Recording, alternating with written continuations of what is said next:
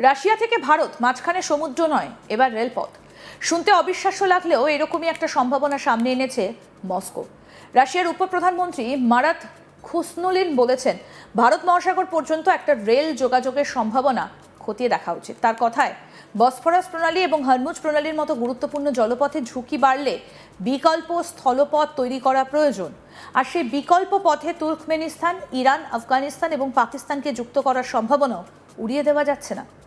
অর্থাৎ রাশিয়া থেকে মধ্য এশিয়া হয়ে ইরান, তারপর আফগানিস্তান, পাকিস্তান পেরিয়ে ভারত মহাসাগরের দিকে পৌঁছানোর একটা স্থলভিত্তিক যোগাযোগ ব্যবস্থার কথা ভাবা হচ্ছে। তবে এটাকে এখনই রাশিয়া ভারত সরাসরি ট্রেন চালু হচ্ছে বলে ধরে নেওয়া ঠিক হবে না, কারণ এটা এখনো একটা সম্ভাবনার পর্যায়ে রয়েছে। কিন্তু এই প্রস্তাবের পেছনে যে ভূ রাজনীতি রয়েছে সেটাই আসল খবর। কারণ আজকের বিশ্বের রেল লাইন শুধু রেল লাইন নয়, রেল লাইন মানে বাণিজ্য, জ্বালানি, কৌশলগত যোগাযোগ এবং প্রয়োজনে রাজনৈতিক প্রভাব। একটা নতুন রেলপথ তৈরি হলে শুধু পণ্য এক দেশ থেকে অন্য দেশে যাবে না, সেই পথের ওপর থাকা দেশগুলোও হয়ে উঠবে গুরুত্বপূর্ণ। আর সেই কারণেই রাশিয়ার এই বক্তব্যকে শুধু পরিবহনের প্রস্তাব হিসেবে দেখলে পুরো ছবিটা ধরা যাবে না। মস্কোর এই ভাবনার পেছনে সব থেকে বড় কারণ হলো আন্তর্জাতিক জলপথের ওপর অতিরিক্ত নির্ভরতা। রাশিয়া দীর্ঘদিন ধরে ইউরোপ এবং এশিয়ার সঙ্গে বাণিজ্যের জন্য বিভিন্ন সমুদ্র পথ ব্যবহার করেছে, কিন্তু ইউক্রেন যুদ্ধের পর পশ্চিমা নিষেধাজ্ঞা এবং আন্তর্জাতিক নিরাপত্তা পরিস্থিতির পরিবর্তন রাশিয়াকে নতুন বাণিজ্য পথ খুঁজতে বাধ্য করেছে। তার সঙ্গে যুক্ত হয়েছে মধ্যপ্রাচ্যের সংঘাত। বিশেষ করে হরমুজ প্রণালী নিয়ে উদ্বেগ এখন অনেক বেশি। পারস্য উপসাগর থেকে বেরিয়ে ভারত মহাসাগরের দিকে যাবার ক্ষেত্রে এই সরু জলপথ অত্যন্ত গুরুত্বপূর্ণ। বিশ্বের বিপুল পরিমাণ তেল এবং তরলীকৃত প্রাকৃতিক গ্যাস এই পথ দিয়ে পরিবহন হয়। ফলে হরমুজের সামরিক উত্তেজনা তৈরি হলেই গোটা বিশ্বের জ্বালানি বাজারে তার প্রভাব পড়ে। এই পরিস্থিতিতে মস্কোর হিসেব খুব পরিষ্কার। কোনো একটা সমুদ্রপথ যদি যুদ্ধ, অবরোধ বা রাজনৈতিক উত্তেজনার কারণে ঝুঁকিপূর্ণ হয়ে যায়, তাহলে বিকল্প পথ থাকা দরকার। সেই বিকল্প যদি রেল এবং সড়ক পথে তৈরি করা যায়, তাহলে একটা দেশের বাণিজ্য অন্য একটা দেশের হাতে থাকা গুরুত্বপূর্ণ জলপথের ওপর পুরোপুরি নির্ভর করবে না। এখানেই সামনে আসে international north south transport corridor অর্থাৎ INSTC। বহু বছর ধরে রাশিয়া, ভারত এবং ইরান এই প্রকল্পকে এগিয়ে নিয়ে যাবার চেষ্টা করছে। এই করিডোরের মূল লক্ষ্য হলো রাশিয়া এবং ইউরোপের দিক থেকে পণ্যকে দক্ষিণে ইরান হয়ে ভারত মহাসাগরীয় বন্দরগুলোর দিকে নিয়ে যাওয়া। এর ফলে সুয়েজ খালের ওপর নির্ভরতা কমানো সম্ভব হতে পারে।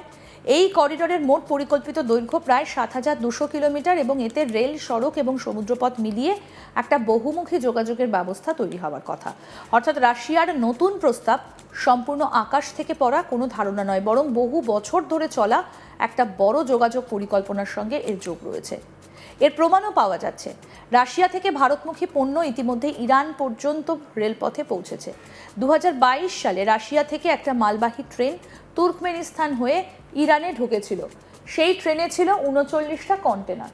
পরে সেই পণ্য ইরানের শাহিদ রাজাই বন্দরে নিয়ে গিয়ে সমুদ্রপথে ভারতে পাঠানোর পরিকল্পনা ছিল। অর্থাৎ রাশিয়া, ইরান, ভারত রেল এবং সমুদ্র সংযোগের পরীক্ষামূলক বাস্তবতা ইতিমধ্যেই তৈরি হয়েছে।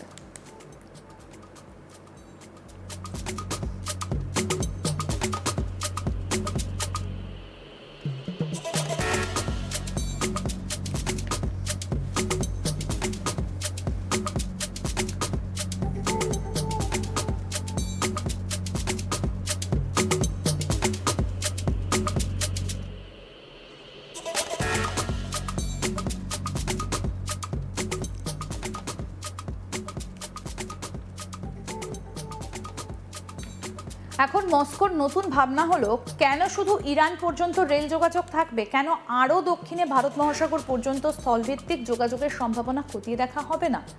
এই প্রশ্নের উত্তর খুঁজতে গেলে মানচিত্রের দিকে তাকাতে হবে। রাশিয়ার দক্ষিণে রয়েছে কাজাখস্তান, তুর্কমেনিস্তান, ইরান এবং তারপর দক্ষিণ এশিয়া।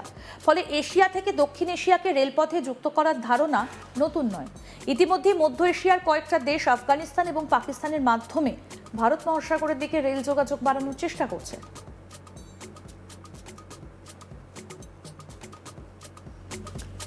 কিন্তু এখানে একটা সমস্যা রয়েছে। কি সমস্যা এবার সেটা আপনাদের বলবো। রেল লাইন বানানো যতটা সহজ মনে হচ্ছে বাস্তবে ততটা নয়। প্রথম সমস্যা হচ্ছে ভূগোল, দ্বিতীয় সমস্যা হচ্ছে অর্থ, আর তৃতীয় সমস্যা হচ্ছে নিরাপত্তা, চতুর্থ সমস্যা রাজনীতি।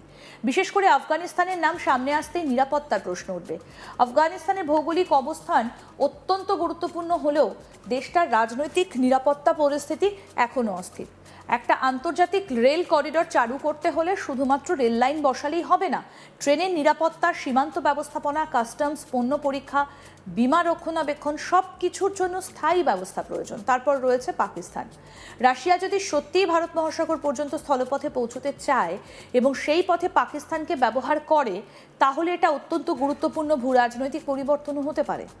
কারণ ভারত এবং পাকিস্তানের মধ্যে দীর্ঘদিনের রাজনৈতিক এবং সামরিক সংঘাত রয়েছে। দুই দেশের মধ্যে স্থলপথে বাণিজ্যিক যোগাযোগও নানা সময় বাধার মুখে পড়েছে।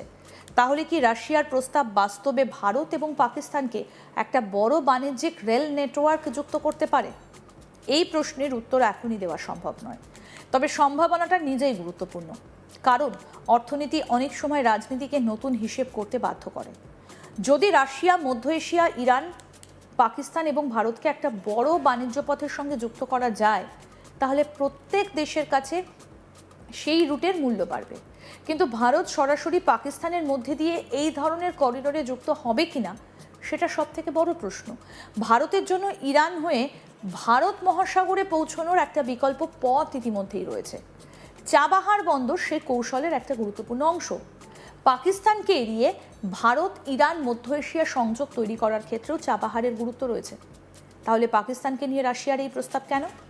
সম্ভবত এর উত্তর হলো মস্কো একটা নির্দিষ্ট রুটের বদলে একাধিক সম্ভাবনা খোলা রাখতে চাইছে। রুশ উপপ্রধানমন্ত্রীর বক্তব্যেও বলা হয়েছে ভারতের দিকে পৌঁছানোর যে কোনো কার্যকর পথ বিবেচনা করা যেতে পারে। অর্থাৎ রাশিয়া এখন একটি মাত্র করিডোরের ওপর নির্ভর করতে চাইছে না। এটাই আজকের ভূ রাজনীতির বড় শিক্ষা। একটা রাস্তা বন্ধ হলে আরেকটা রাস্তা থাকতে হবে, একটা বন্দর আটকে গেলে অন্য বন্দর থাকতে হবে, একটা সমুদ্রপথ ঝুঁকিপূর্ণ হলে স্থলপথ থাকতে হবে। আর এই কারণেই রাশিয়া উত্তর দক্ষিণ করিডোরকে এত গুরুত্ব দিচ্ছে। এর মধ্যে ভারতও লাভবান হতে পারে, কারণ ভারত বিশ্বের অন্যতম বড় অর্থনীতি। রাশিয়ার সঙ্গে ভারতের জ্বালানি, প্রতিরক্ষা এবং বাণিজ্যিক সম্পর্ক দীর্ঘদিনের। কিন্তু রাশিয়া থেকে ভারতে পণ্য আনার ক্ষেত্রে দূরত্ব, পরিবহন খরচ এবং বিভিন্ন আন্তর্জাতিক জলপথের উপর নির্ভরতা গুরুত্বপূর্ণ বিষয়। যদি একটা দ্রুত এবং তুলনামূলকভাবে নির্ভরযোগ্য স্থল সমুদ্র করিডোর তৈরি হয়, তাহলে রাশিয়া থেকে ভারতের পণ্য পরিবহনের সময় কমতে পারে। একই সঙ্গে ভারতীয় পণ্যও রাশিয়া এবং মধ্য এশিয়ার বাজারে আরও সহজে পৌঁছতে পারে। ইতিমধ্যেই নর্থ সাউথ করিডোরে পণ্য পরিবহন বাড়ছে। রাশিয়ার পরিবহন মন্ত্রকের তথ্য অনুযায়ী 2026 সালের প্রথম 4 মাসে এই করিডোরে মোট পণ্য পরিবহন 87% বেড়েছে। আরও আপডেট পেতে দেখতে থাকুন আজ তাক বাংলা, সাবস্ক্রাইব করুন।